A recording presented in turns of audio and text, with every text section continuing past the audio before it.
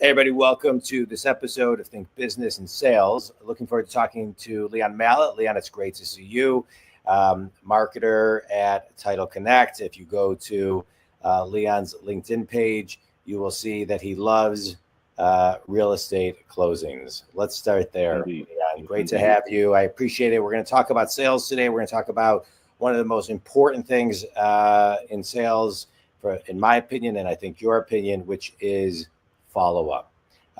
So let's talk there. As a business coach, I would say one of the things that people ask me the most is, how often should I follow up? So today, I think you're going to answer that for them. So let's talk about the different levels of follow-up, right? There's the follow-up to get a meeting. There's the follow-up to get the follow-up meeting. There's the follow-up once you get the meeting to set up the next meeting.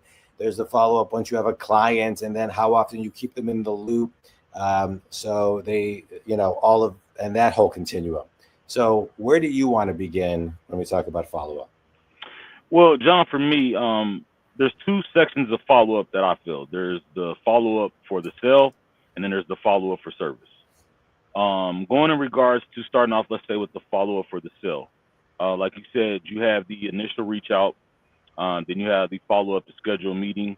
Then you have the follow-up, which is the meeting. And then you have the follow-up, which is the meeting after the meeting. So those are all aspects of the follow-up for sale. Now, I'm pretty sure you've heard of the rule of 7 when it comes to marketing. I have, but why don't you share with the Think community what that is? Well, what that is basically a stating that says it takes a person usually 7 times before you retouch them before they're ready to move on a sale. And obviously that comes strictly from following up. You can give somebody an initial call one time and then just say, okay, well, that'll be the end of it. The chances of you getting that sale are slim to none. Yeah. But every time you follow up, you are putting yourself in a position to be able to convert that at a higher rate every time you touch them as far as on a follow-up. So that's kind of the motto that I live by when I say follow up. Obviously, you want to have a good initial call. Wait, hold on. I just want to say one thing. The rule that I live by is the rule of 17 to 50, because I think because I think it's sometimes with technology and all of the social platforms and texts and emails.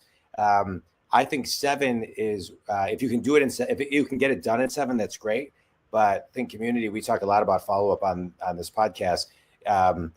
The answer I usually give is when people say, how often should I follow up? I say forever. So we'll talk a little bit more about that. But all right, so keep on going. Well, like I was saying, when you're doing those follow-ups, and I'm saying there's 2 sections. There's for the sale and then for the service. From the sales aspect of it, what it does is it keeps you top of mind.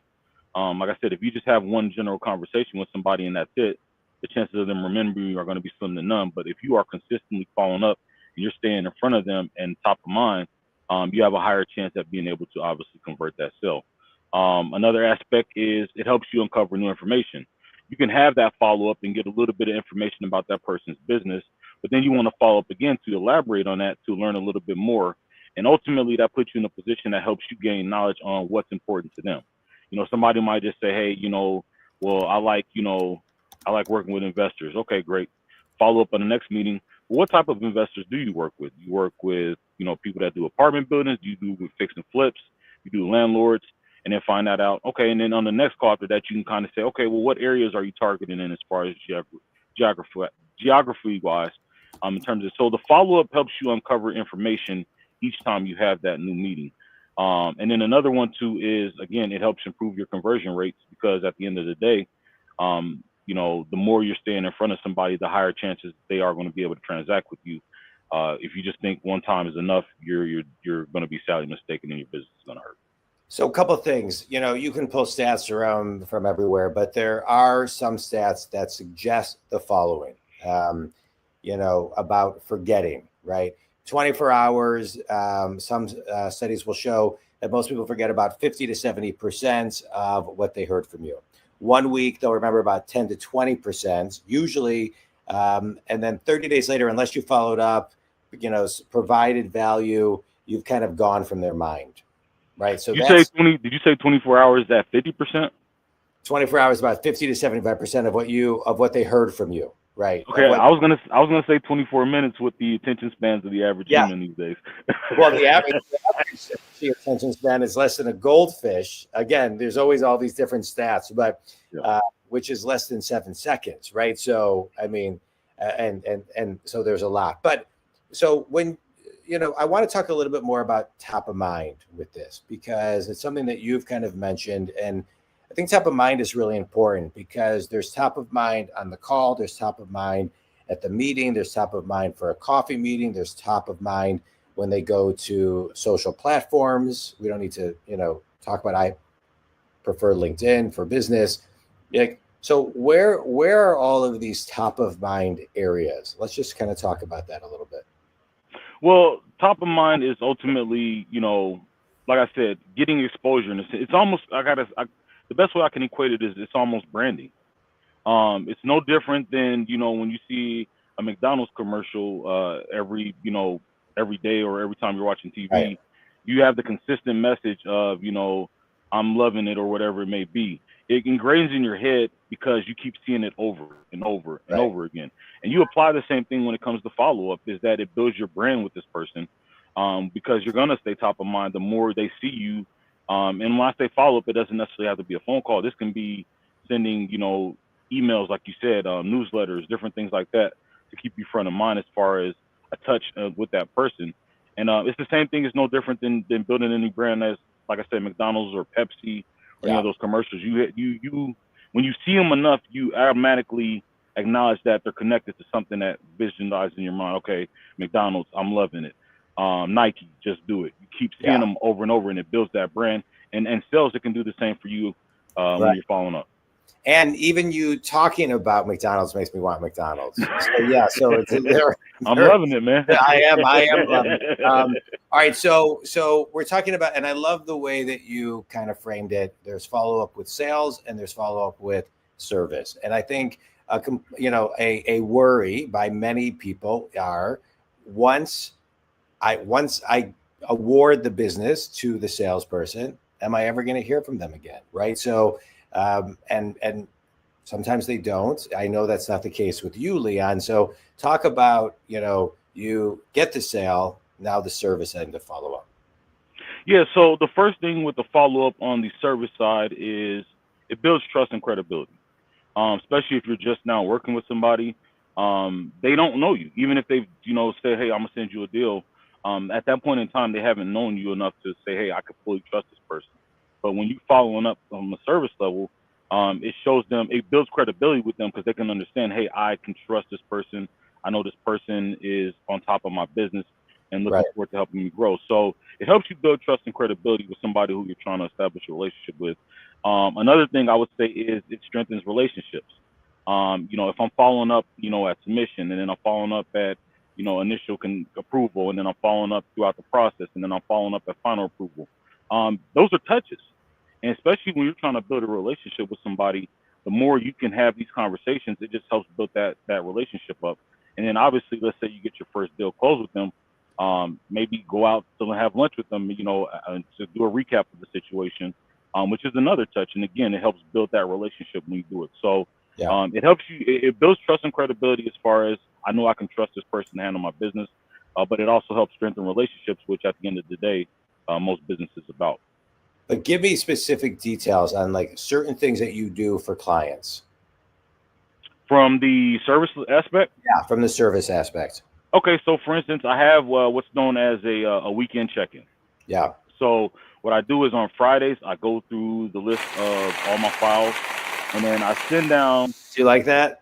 Right, I'm applauding it. Right, yeah, because I appreciate that. I think that is one of the most important things ever, and it's what's amazing is we can talk about it on this podcast, and maybe 2 people will do it, right? Because it takes a lot of discipline to do. I do that. I've done it in my real estate days. I think it's critical. So talk a little bit about that. Well, yeah, the reason why I know that it works is because prior to me being entitled, I was working in mortgages. And it is something that I used to do with the agents that I work with when I was doing mortgages was I would check in with them on Fridays and say, hey, are you going to look at houses? If you do, let me know about an updated, just send me the taxes if you guys want to put in property so I can run numbers, make sure everything's good. Yeah. get you an updated pre-approval letter.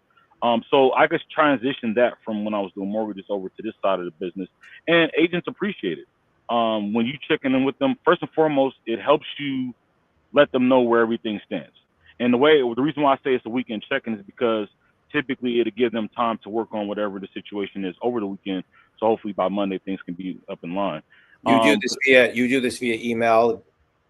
Yeah, via email. I just do a breakdown of everything on each side that's needed. And I do that with communication for all my agents and loan officers to let them know, hey, this is what is still needed on the file. But first thing that it does is, again, it goes back to that trust and credibility. They know, hey, Leon is on top of my stuff, and he's looking out to make sure that we are getting this process through. The second thing is it informs them. So they know, okay, well, I need to maybe work on this over the weekend to get this over so we can hopefully get this closed and all set by Monday.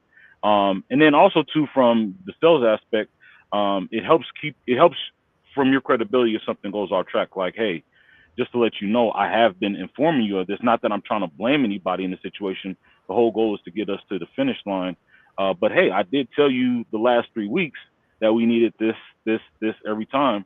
And then now we're a couple of days away from closing and we're still needing it. And then you're upset because this may delay things. But I did try to inform you and get ahead of this ahead of time. And, at the end of the day, they should be able to respect that, even though, it might be tough for a situation if it delays the closing. But if I've done what I was supposed to do, that builds credibility where they know, okay, well, I can't technically be mad at Leon because he did tell me the last 3 weeks that we needed this. Well, and the follow-up is so important, and to keep people in the loop. I think I love that you do that because, people are busy.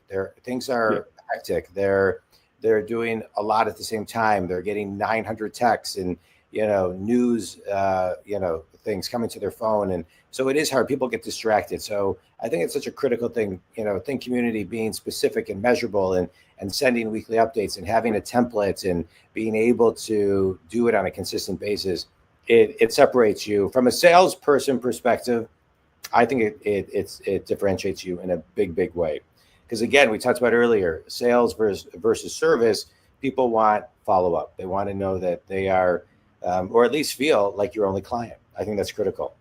Yeah, that's very critical. Absolutely. Yeah, one of the things, and if you can actually execute and do it, then you can use it as part of your value prop. Like one of the things I do is I tell people, unless I am sleeping, I return every call, text, email, same day, which I do. My clients, if they need me in real time in between our coaching sessions, they know unless I'm sleeping, I return every call, text, email, same day. So it's really, really important, but you got to be able to follow through with it, because if you don't, a drop of blood ruins a gallon of water, and everything you're talking about, you actually lose trust very quickly.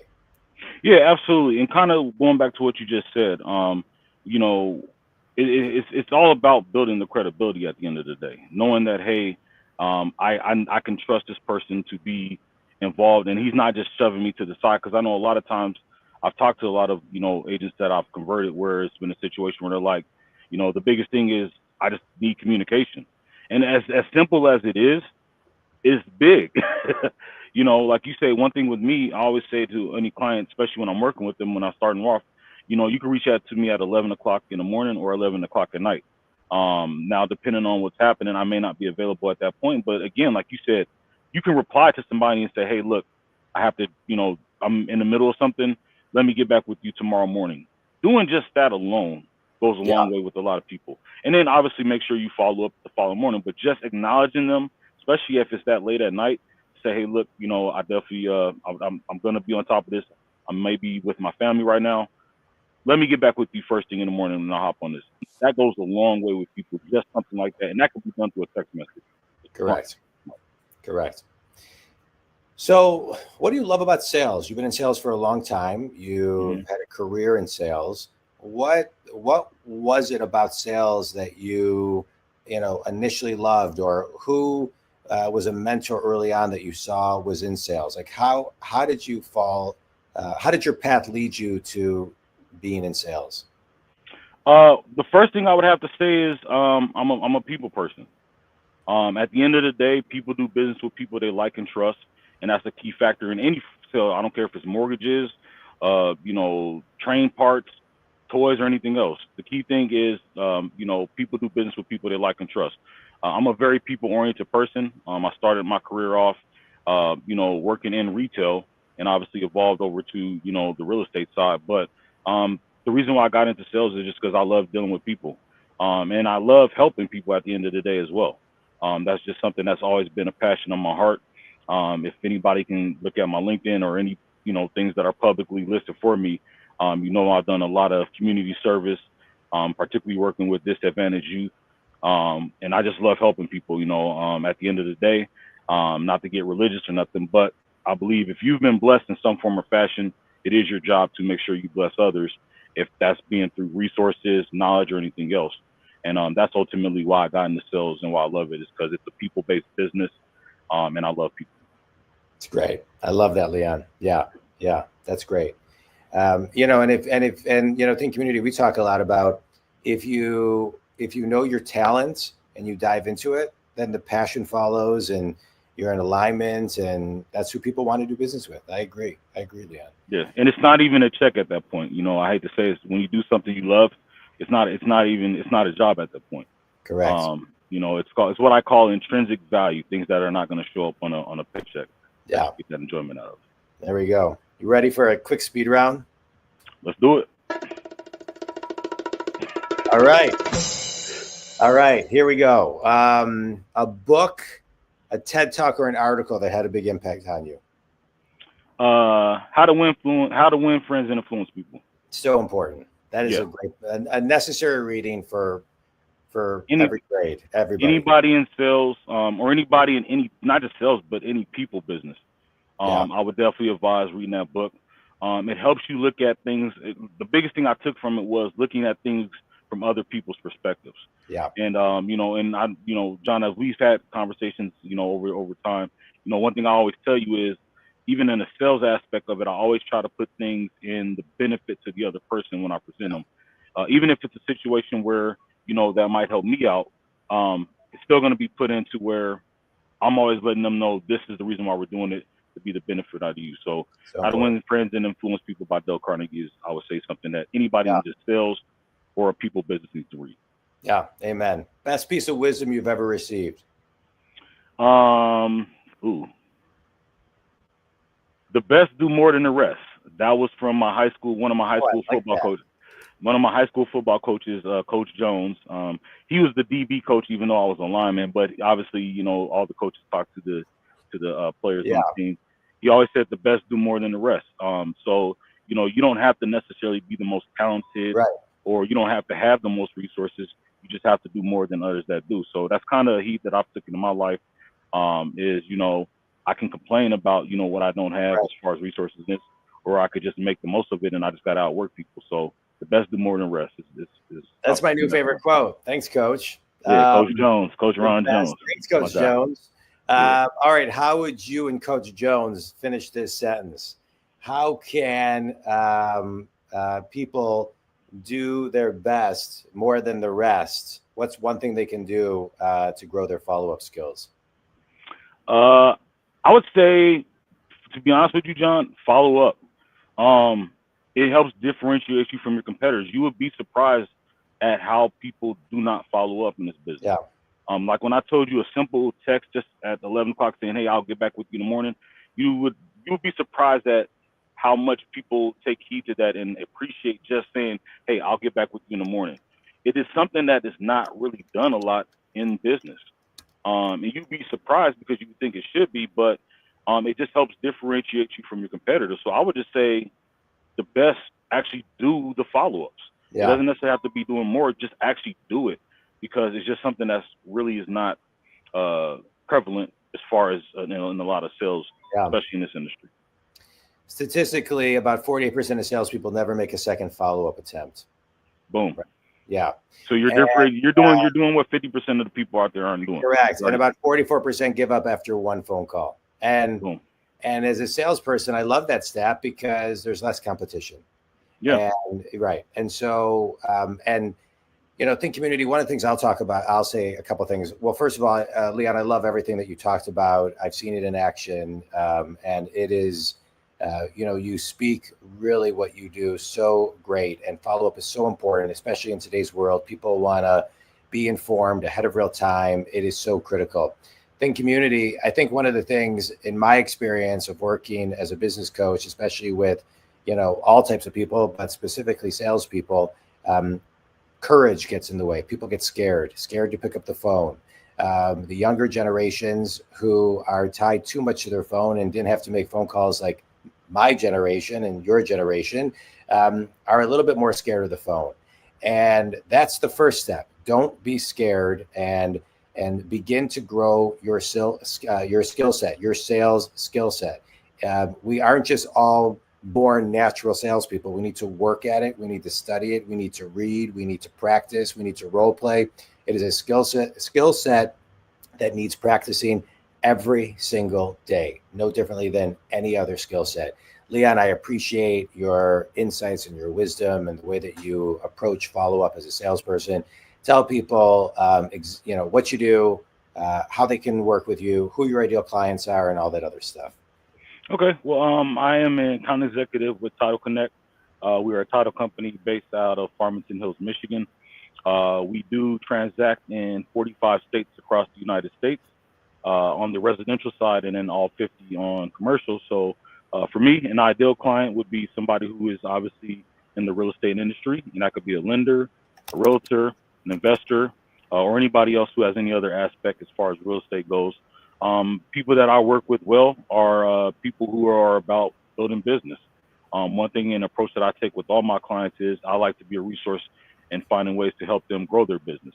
So if you're saying where you're at right now is perfect and you don't need any growth, potentially I might not be the person for you. But if you're looking for somebody who's going to take you from 50 deals a month to 75 deals a month, or to take you through, 1,000 closings a year to 2,000 closings a year, I'm your guy for that. So I'm looking for people who are looking to grow and who are looking to build and take this next year, 2026 and beyond, to their highest level that they possibly can. Your cell phone, email, what do you want people to do? You can reach out to me. I'm on LinkedIn at Leon Mallett, Real Estate Title Rep. You can reach on me, on Instagram, also as well as Facebook. You can reach me on LinkedIn at Leon Mallett. Phone number wise, you can reach me on my cell phone, which is 206-769-6184. Or you can reach me via email at lmallett@title-connect.com. Mallett is spelled with two T's. I know sometimes people think it's just one, but it's LMALLETT@title-connect.com. And I'm always open to helping anybody out if you have general questions. If you need anything pertaining to title, if you need any information on investment properties or anything of that nature, feel free to reach out anytime. Leon, this was great. Think community, if you need anything for your title needs, reach out to Leon. And I'll just end with Coach Jones' quote: "The best do more than the rest," and you definitely do, Leon. Appreciate you. Appreciate Think community. Reach out to Leon if he can help you. If you want to talk about any business coaching, johndwaskin.com. Leon, this was great. Thanks so much. All right. Thanks, John. Appreciate you, man.